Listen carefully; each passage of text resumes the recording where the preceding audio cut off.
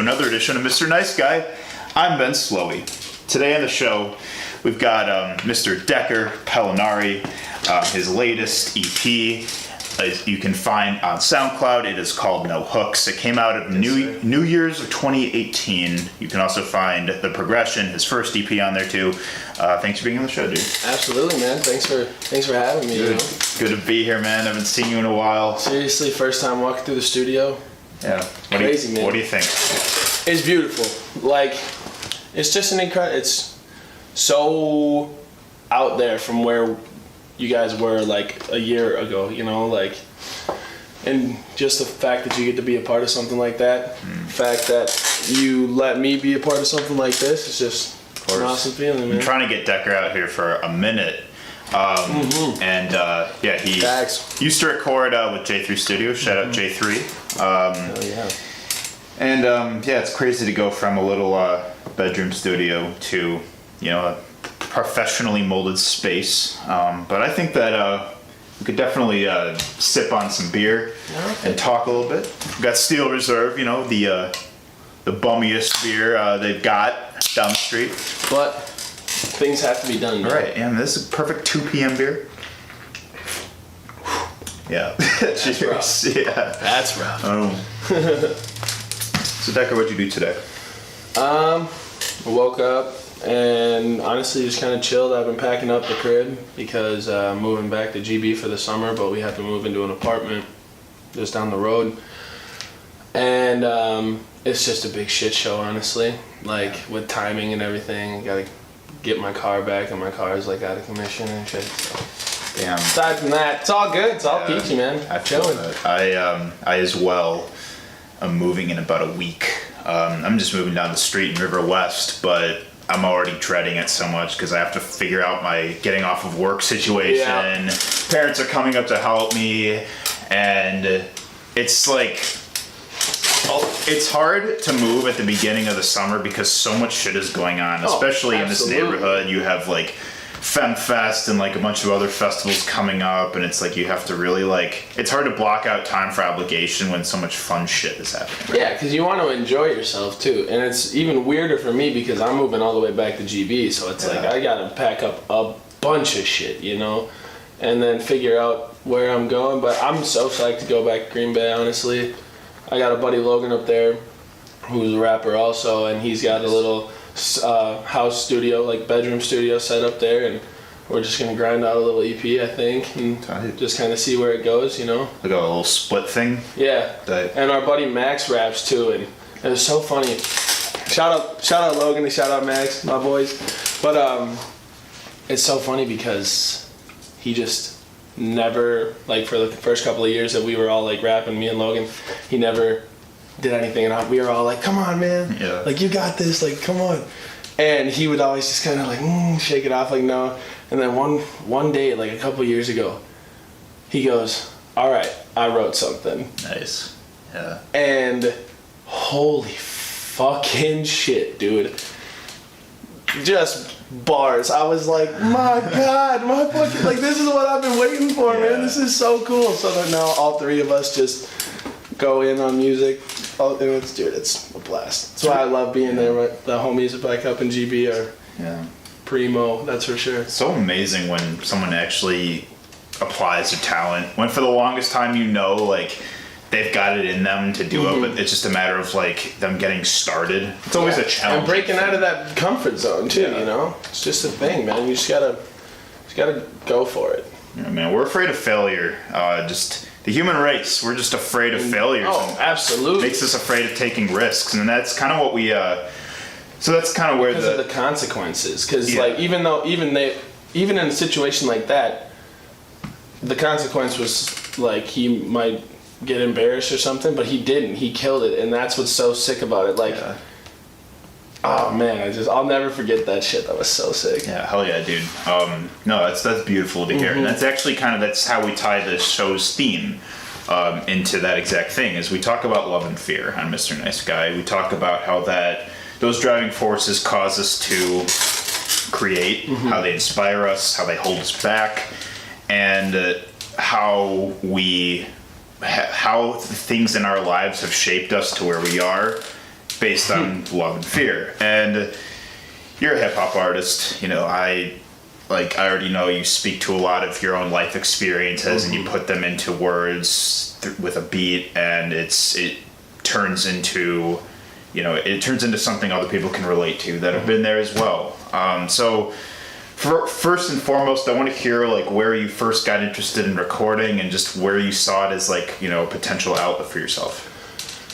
So when I was in high school, I was a heavier set. I was a pretty chubby kid and everything, so I would always just get picked on, just straight up. And I always loved music. I played guitar from like kindergarten, but then that kind of fell off, busy with other stuff. But I always loved music, and I don't know.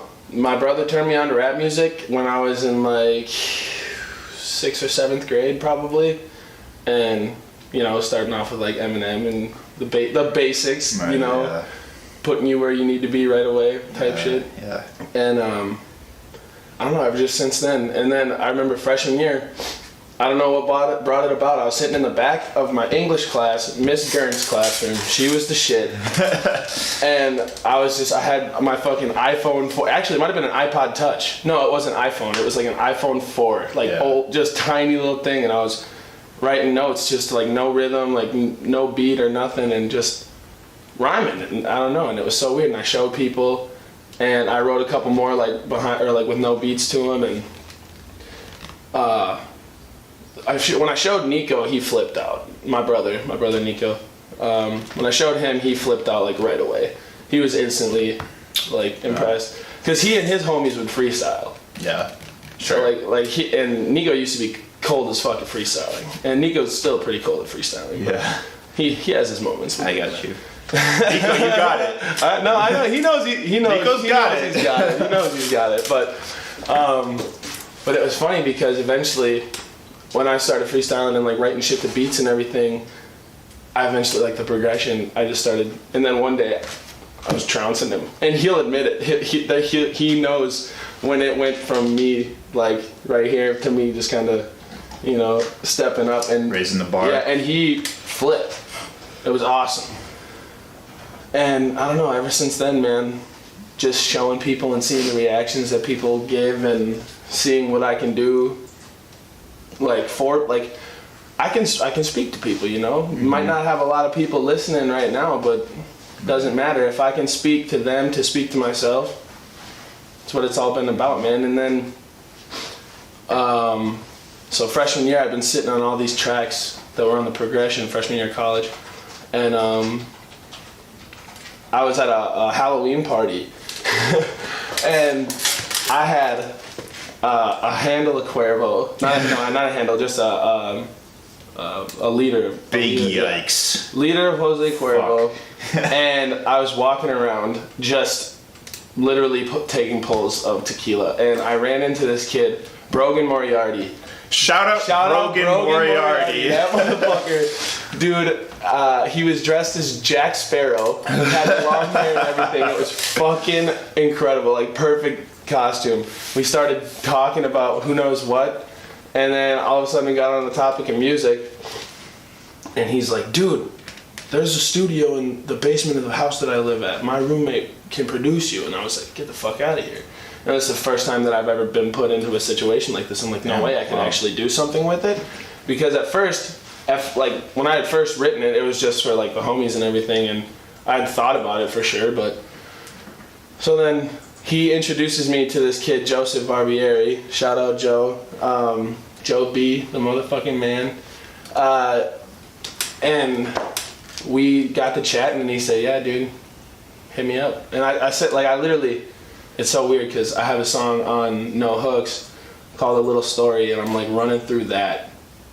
Because it literally, I'm telling you the same story that I tell in that song. All right, yeah. But, yeah, I just went over to his house and busted out a little project, and the shit fucking spread all over the dorms like that. And it was so sick. So I had people coming up to me like, "Yo, you're the dude that just dropped that EP, right?" And I'm like, "Yeah, that's me, man." Like, it was crazy. So like, that was super sick. So right after that, instantly I started working on No Hooks, and then I knew Austin McCula. Shout out Austin. My Home guy. Wreckers. Yes. Yeah. The Home Wrecking crew. Dude, they're fucking the game up. Right Yeah, I know. They are. bro. That club scene is constantly blessed by Home Wreckers and. Yeah, no. So I knew Adam and Ben and Austin, and they brought me in and introduced me to Trip and the gang, and you know that's when I met you, and then dude, working on No Hooks was a movie, bro. It was so fucking fun. Like I had an absolute blast every time that I was over there, and we just made some shit, man. Like I love, dude, and literally in a bedroom. literally in a bedroom, and we just had like some of the craziest nights there. Just like I remember when we first pulled songs together, like it was like finally sounding like something. I'm just like, oh my god, like this is way more in depth than the progression was.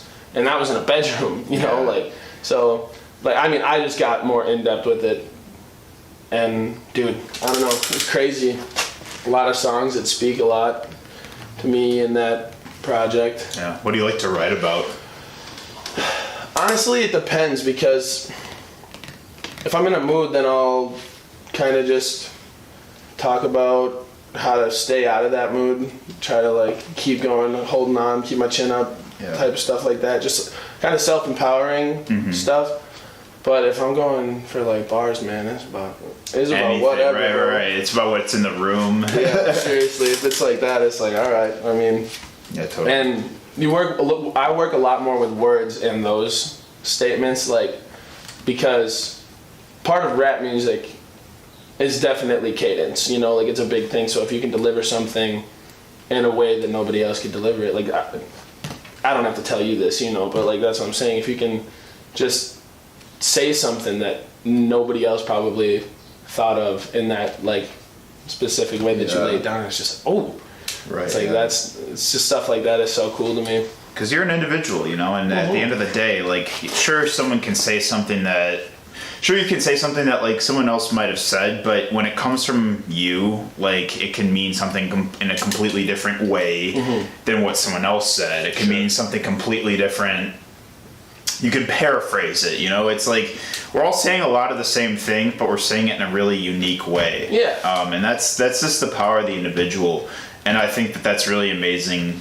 That's just like why like I'm just so fascinated by like. You know, just each individual like musician because like everyone has their own like perceptions of like, you know, how to manipulate sound into something that other people are attracted to, something that people can relate to, get influenced by, and if any, like I think that I like find a lot of my own influence like with this show and with you know, just with like my life goals, a lot of it comes from the people just around me. You know, it comes from the individuals that are chasing their own dreams, and I think that empowers me. Yeah, oh, absolutely. Like, dude, I totally feel that. My buddy Logan, same kid that I'm talking about with his own studio, he's a professional fabricator.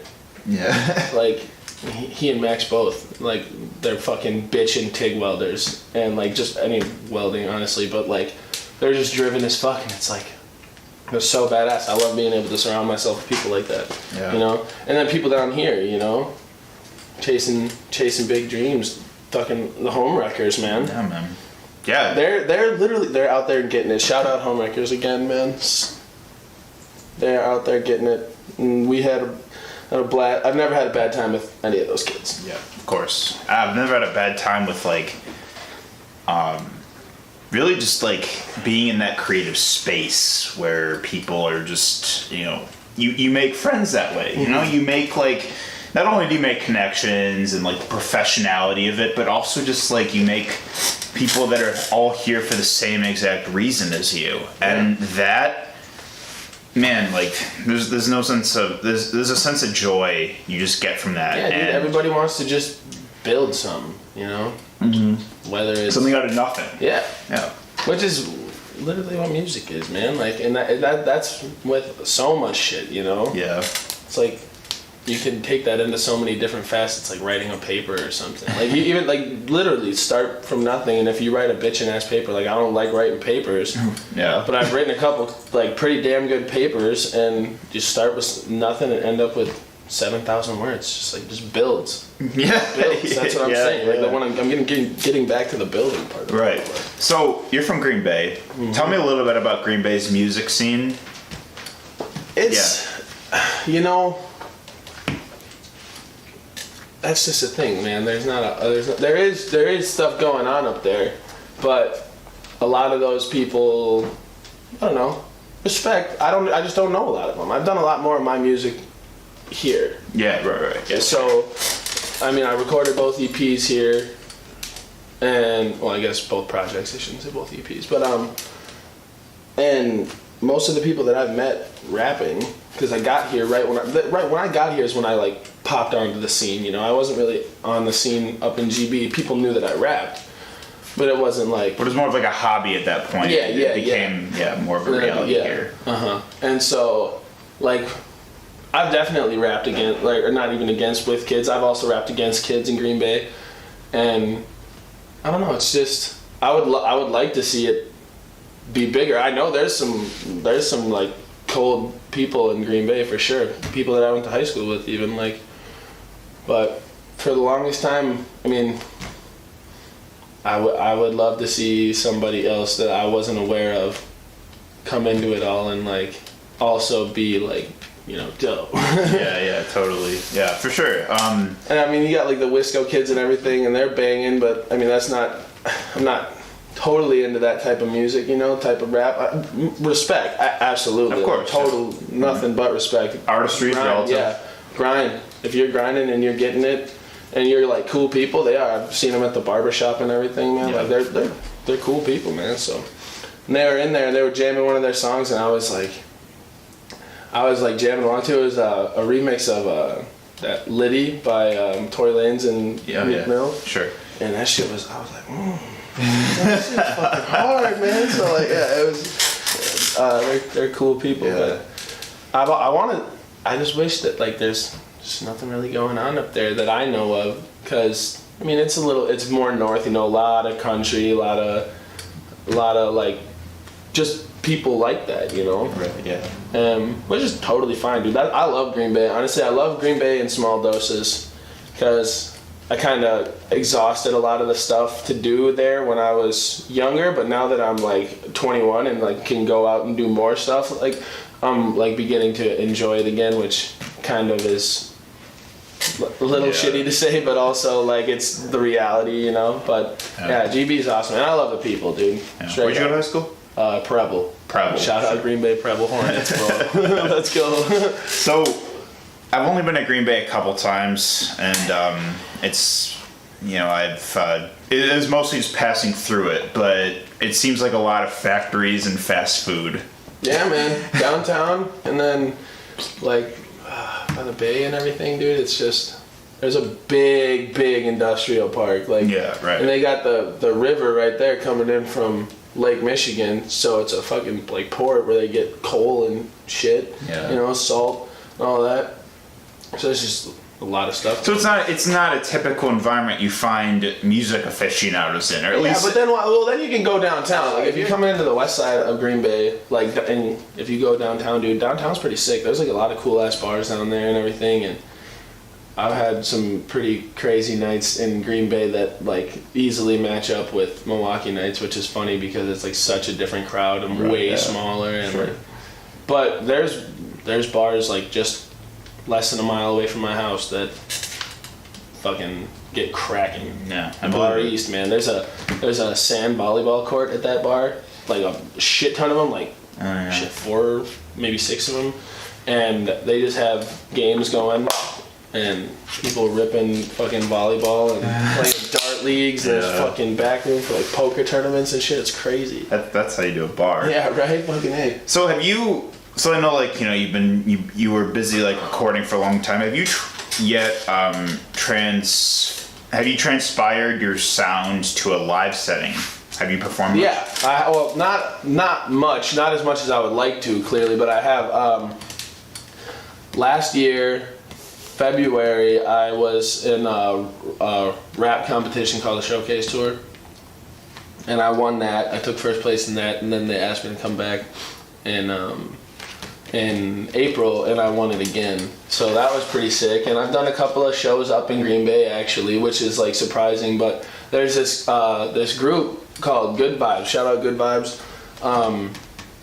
And they basically just throw parties at bars, you know? Sure. And a huge light setup, like they set up their own shit, which isn't normally there. Like that's not the type of vibes that you normally get. But on like the weekends, man, when all the younger people are coming in and everything, just throw fucking bangers in these bars, dude. Have live performers, and it's sick as fuck too, because like I was like, I'd love to perform, you know. I performed with them a couple of times, and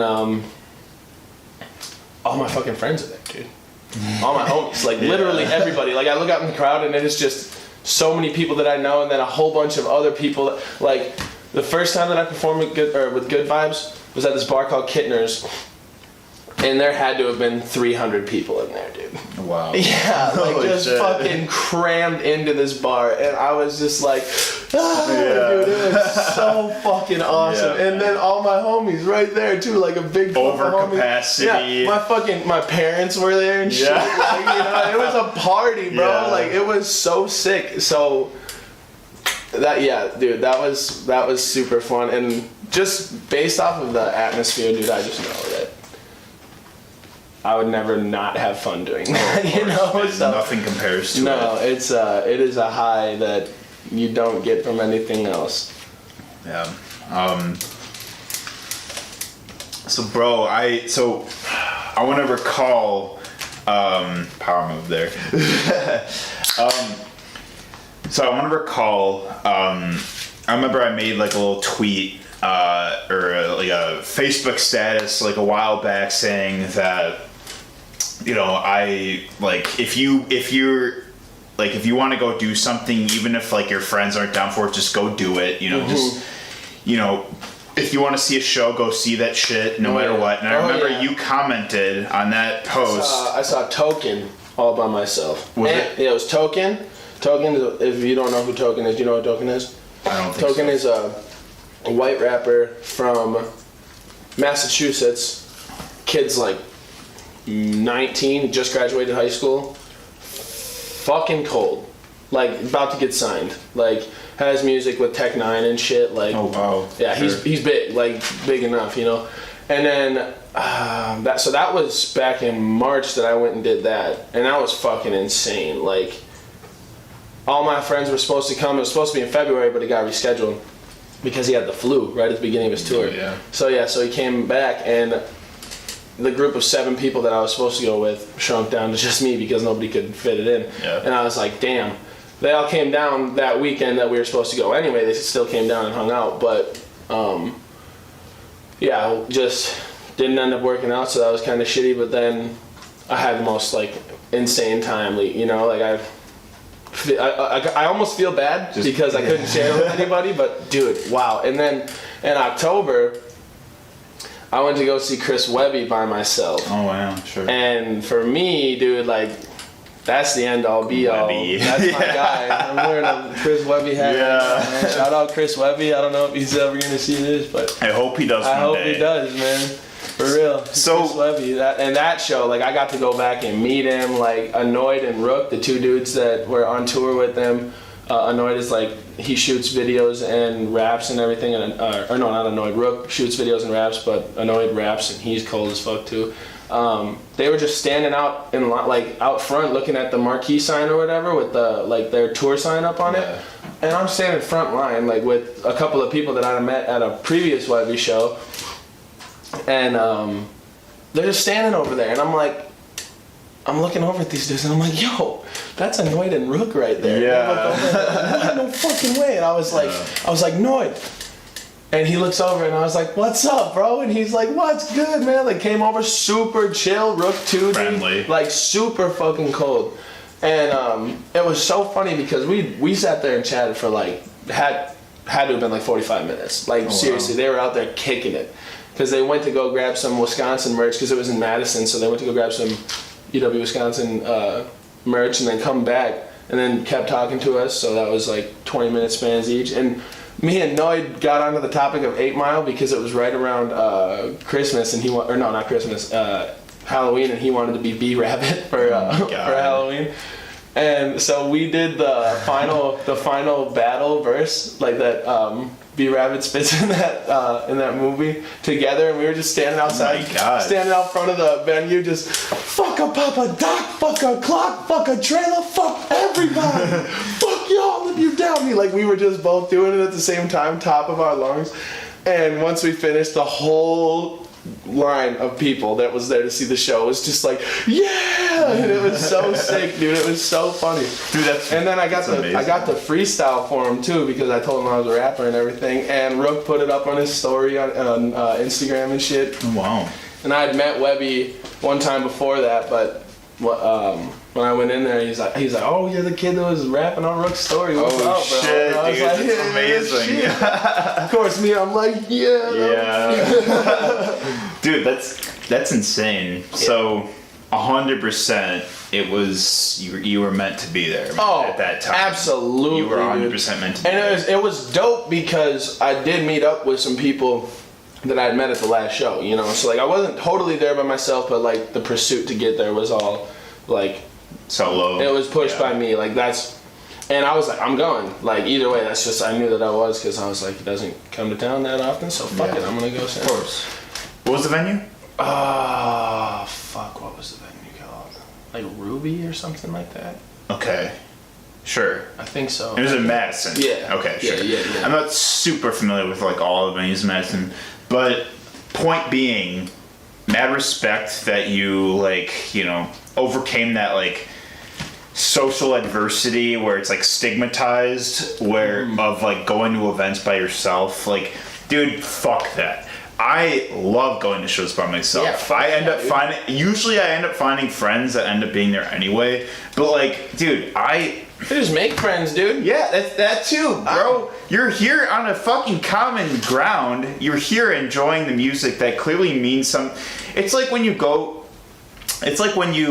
It's kind of like this. Like when you're at High Five Studio and you're at a networking event, you're both here for the same reason. You may not know each other. Absolutely. But it's so fucking easy to network and to chop it up a little bit. To hop into shit like that. Because if you're on the same ground, that's like, okay, if you knew somebody who, like I said, okay, let's say like a fabricator. Again, going back to my homies being fabricators. When they talk to other fabricators, shit's like a different fucking language to me. I'm like, all right, but they hopped right into a conversation talking about this shit right away, you know? Yeah. And so it's just like that. I mean, people with common grounds, you find that common ground really fast if they're willing to find it. Yeah, and I'm normally willing to find it, unless I just don't get a good vibe. Right. Which still, you'll get people that are antisocial at it. Which is fine. I mean, let them do that. Mm-hmm. Man, and I'll do me, and it's not gonna. Dude, but any sleepover. Of course, I mean, but love to that, because like that used to be something I was terrified of in high school. Like I was terrified of, like, if I was like, you know, invited to a party, or if like I was going to some kind of social thing, like I would get so much social anxiety about going to something with myself. Like I would be so terrified that, like, you know, it's just like off-putting that I'm coming here by myself or something like that. But then I think that, like, eventually just grow into a mindset where, like, dude, if, like, you don't need to make something this, like, social spectacle just to experience it, you know? You can make it. If you want to experience something, just go fucking do it, you know? Like, if you want to, like, go try a new restaurant that no one else, like, that you can't find anyone to go to, just go fucking do it, dude. Like, I say, like, have some lunch, buddy. Yeah. Bro, I'm saying there's so many fucking good eateries in Milwaukee. But I'm saying that, like, but I'm saying that I think that, like, our society should really, really, truly embrace the power of the individual, because, like, we get so much social, like, it's just, there's so much stigma to like just experience something by yourself without like some kind of like company or posse that's associated with it, and that holds you back a lot. It holds you back from feeling like you can chase after things you've always wanted. It can hold you back from like experiencing life-changing moments. But if you can just if you really like, if your heart is telling you like you really want this and you really like, and you really just like want to experience this, then fuck like just fuck all of the who cares? Yeah, just fuck having a people behind you. Just go do it, and like you'll make friends. Exactly. Absolutely. That's why I was like, because when it going to see Webby in October was the first time that I'd ever gone to a show by myself, and so I was like, all right, we'll see how it goes, And I did have that little like safety net of knowing that the people that I knew were gonna be there were gonna be there, but at the same time, dude, the next group of people that was in line behind us, like just like that, instantly talking to them, like struck up conversation. Of course, it would have been nothing. And now, like, I would literally feel comfortable, like if somebody I wanted to go and see was coming to town and nobody else wanted to go, I'd be like, well, I'm hitting that shit. I'm going solo. I'm going. If you guys change your minds, buy a ticket. Let's get it. Like, and that's a good feeling to have. Yeah. Because I'm and also, but I've also been blessed with being a very personable person, and I'm also like pretty well adept to defend myself in a situation if something should go awry. So I think that I'm just an easily approachable person and can also use my stature as like a reassurance to myself. That sounds kind of weird to say, but I know a lot of people are probably like, they just don't want to like fuck with the wrong person. Of course, right. And I never like assume that right away, but also like I feel like I find comfort knowing that I would probably be all right in this. No, absolutely. I mean, like I get that too, where like sometimes, like a lot of times my default is that like impression that like, oh, like people think I'm strange or weird, or like, have some bad impression of me like right off the bat. Like I'm always worried about that too. But at the end of the day, I'm present for an event by myself, like for myself. I'm doing it for myself because I know that like I'm taking this in because I know that like I want to, I enjoy it, and it's like the people there that are there alongside you. I mean, like technically it's like they are secondary, it's like at the end of the day you're there for that performer or that event or whatever, but like it's also just, it is a real joy when you find people that are willing to connect with you based on like a shared appreciation for something else. And that was I was just about to say an example of something where I would have probably never wanted to have the same experience by myself is so let me think, August of 2017, me and Logan Howe, Max Beta, Casey Nelson, Josh Gallio, John Whitty, all of us, my homies. Like, shout out all the homies, for real. We loaded up into a car, or a couple of cars, and drove down to Chicago to go see Logic, right? Yeah. He stayed in an Airbnb, it was a hotel actually, but we went to go see this show, dude, and holy shit, bro, we were front row to this show. Like, it was fucking nuts. And just, I cannot imagine being there with anybody else or with anybody not there that was in that group, because everybody brought it up, like, just made it that much better. And then going back to like those shows that I had last year, those competition shows, I had homies from Green Bay and Milwaukee all there. My parents were there too, dude. My parents are fucking great supporters. Shout out Dekker's parents. Shout out Mama. But no, seriously, they're just like the funnest fucking people, first off. And I know that all my homies, when they saw my dad cheering me on, dude, they all said that it was like the geekness, like the best shit ever. And it's just so awesome that my parents can find that common ground, because At first, dude, when I first started rapping, I had no idea what my parents were gonna say. Right, yeah. Not at all, dude. And it was so wild because the night of my graduation, or no, it was the night before graduation, where I was sitting around a bonfire. My brother has known for a long time at this point, right? And he's like, dude, just tell him. And I'm like, shut the fuck up, dude. he's like, dude, just tell him or I'm gonna tell him. And my parents are like, tell us what, you know? And I was like, I write rap music, you know? Basically, like, I mean, I'm sure it was more to that than that. And they're like, why haven't you told us? And I was like, well, I don't think you like what I rap about. And they're like, well, we still want to hear it. Like, we'll just take into consideration, you know? Of course. And I didn't have anything recorded at this point, so I had to, like, just spit it out for him. And, bro, I've never seen my dad's jaw drop like that. And my Uncle Tab. Shout out Uncle Tab. Yeah.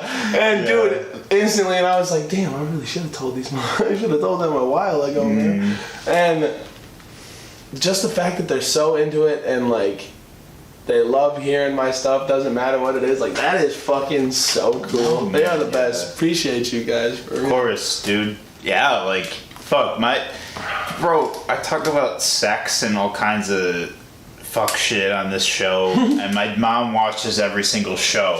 If I like, sure, like I'll cringe at the idea of like, oh, my mom hearing me talk about this kind of shit. Dude, you're creating. But at the end of the day, it's like we're talking about you're a fucking adult. Real ass things. Yeah, like it's just bro. I'm 23 years old. Like I'm fucking I got you. I was gonna say this crumpler tosser. Yeah. Beautiful. All I can say is like, you know, the older we get, the more we can like, the more it's like you relate to like, you know, your parents and like they can relate to you absolutely, and shit. And, like, dude, it's like it's just those gross realities you have to accept that like, you know,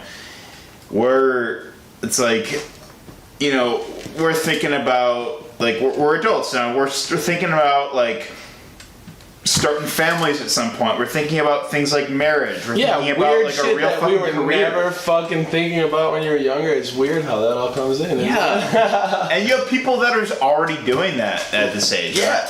Right? Which is fucking nuts, by the way. Like, kudos to them. But people with families, people with families at our age just blow me the fuck away. Like, that is impressive. I know. Yeah. And also scary as fuck. So good for you guys. Yes, agreed. So Dekker, what are you working on now?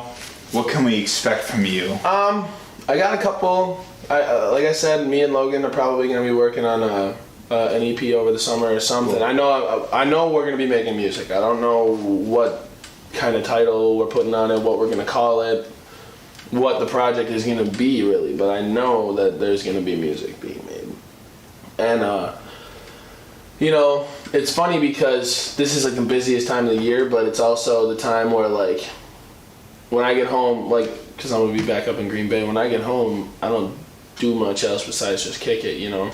And all my other homies got jobs too. Yeah. So like this is like grind mode. Like when I start writing a lot. Right, yeah. And especially because I know I'm going back to a good place, like where it all started, you know? Yeah, and it's kind of like just gets a good change of scenery is a really important thing. Mm-hmm. So, but yeah, so like I'm definitely gonna be writing stuff, and I'm hoping to release something a little bit different. Not even different really. I just want to see what else I can do, you know, with the raps, because I've definitely been feeling like a lot more rhythmic lately in stuff that I'm writing, but then out of nowhere I'll go and write a verse that's like, you know, yeah, of course.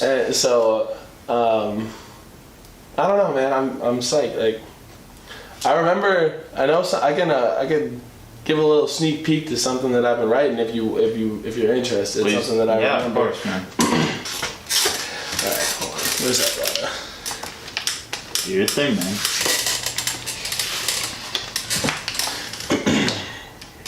All right, so this is like a more lyrical song, and I tried to play around with the song itself, like switching flows and everything, and I think I do a pretty good job of it. So see what I can remember. Yeah. Stay clean when I write, bitch. Red beam right from the right wrist. Shoot you down, plow. Tight flows in a hype crowd. Hit him with the hype sound. Got your lady stripping out a nightgown. Wow. Wait until I'm sitting on a private with the pilot. Mean green smoke shriveling my eyelids. Hi kids, follow instructions. Please witness diesel fuck up the whole function. Do not expect me to mumble that dumb shit. I'm cutting up rappers like onions, then toss them in dungeons. I'm lyrically stunning. Gunning, I'm gunning, gun with 0 to 100, and I'm running over motherfuckers. Hit 'em with the Tauruses. Every single lyric that I spit is never boring, and I'm sitting in the middle of a millions for the synonyms and listen to a little bit of Webby and some Eminem I've never ever given, and I'm better than I've ever been. In a minute I'll be sipping on the medicine. Rip it like the exorcism till my fucking head'll spin. Yeah. Take a little break from the fast rap. Let me hit it one time for the vibes. Like, whoa. Chilling in the booth, I'm a lab rat. Wednesday, hoodie in a gray snapback. Whoa. Okay. Fuck Dekker Pellonari. My man. Dekker, what keeps you That's up at me. night? Shit, life? I don't know. What keeps you up at night? Man, what's been keeping me up at night? I try to stay up, so like recently I've been watching Black Mirror. Okay, fair. And like I'll like try to stay up for the episode, but like I'll just fail, you know. I'll The Sopranos does the same shit to me. yeah, man, I'll try to I'm like watching The Sopranos a lot. Like, yeah, I'll try to start an episode and then like I'll just get, because I usually get off work pretty late, so like Sure. I'll just get tired as fuck and I'll just finish it in the morning. But what puts you to sleep? Nothing, dude. I just gotta wait for it to happen. I fucking suck at sleeping. Man, dude, it's a skill, man. Putting yourself to sleep Sometimes is I'll a take skill. melatonin and then I'll Right. help it out, you know? Common answer. Thanks for being on the show, brother. Dude, thanks so much for having Dude, me, man. of course. Dekker pleasure. Pellonari. I'll Signing post off, some man. links to SoundCloud. Yeah, and absolutely. keep an eye out for. Ooh, actually, one more thing. Sorry, Yeah. I just remembered. Yesterday, I dropped a music video for a song off of No Hooks. It's called Back at It Again, so you can find the links on all my social media. Back at it again. Yes, sir. Thank you for watching, Mr. Nice Guy. We'll see you next time. Thanks, guys.